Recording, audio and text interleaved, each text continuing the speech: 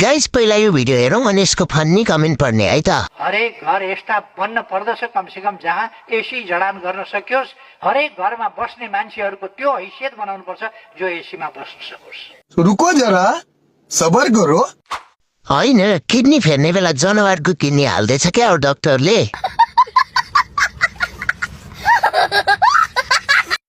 Rail पनि आयो, पानी जहाज पनि आयो, अब त्यही एसी जोड्न त बाँकी छ नि। अरूको किडनीले बाँचेको राणाको बान्जे पनि बोल्छ।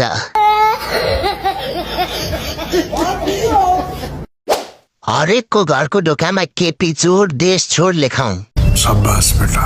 म्युजिक दिमाग उखाने बुद्धि गुखाने ल्याउँछु भन्छ रेल 8 कक्षा फेल। जति गफ पेल्न सक्छस् पेल, ए तेरीमै किडनी फेल।